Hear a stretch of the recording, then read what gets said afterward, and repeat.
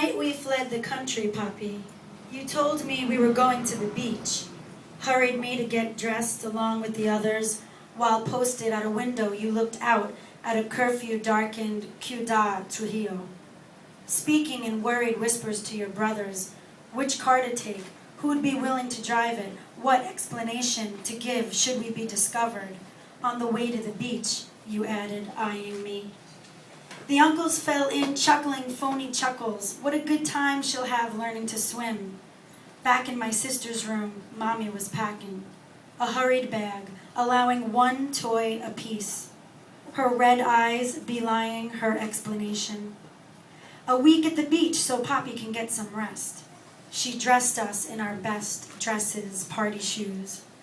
Something was off, I knew, but I was young and didn't think adult things could go wrong. So as we quietly filed out of the house we wouldn't see again for another decade, I let myself lie back in deep waters, my arms out like Jesus's on his cross, and instead of sinking down like I'd always done, magically that night I could stay up.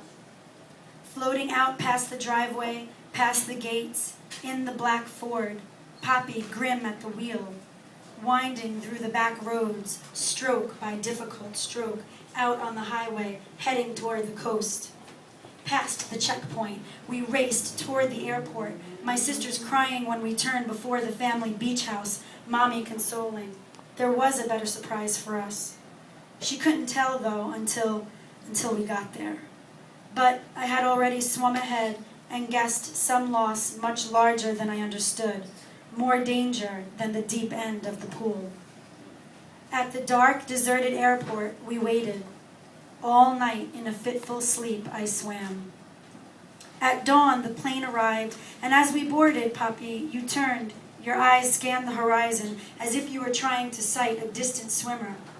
You're frantically waving her back in, for you knew as we stepped inside the cabin that part of both of us had been set adrift. Weeks later, wandering our new city, hand in hand, you tried to explain the wonders. Escalators as moving belts, elevators, pulleys and rope, blonde hair and blue eyes, a genetic code. We stopped before a summary display window at Macy's, the world's largest department store, to admire a family outfitted for the beach. The handsome father, slim and sure of himself, so unlike you, Poppy, with your thick mustache, your three-piece suit, your fedora hat, your accent, and by his side a girl that looked like Heidi. In my storybook, weighted in colored plastic. We stood a while marveling at America, both of us trying hard to feel luckier than we felt, both of us pointing out the beach pails, the shovels, the sand castles.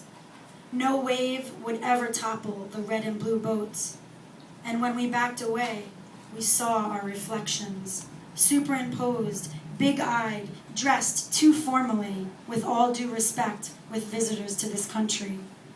Or, like Poppy, two swimmers looking down at the quiet surface of our island waters, seeing their faces right there before plunging in, eager, afraid, not yet sure of the outcome.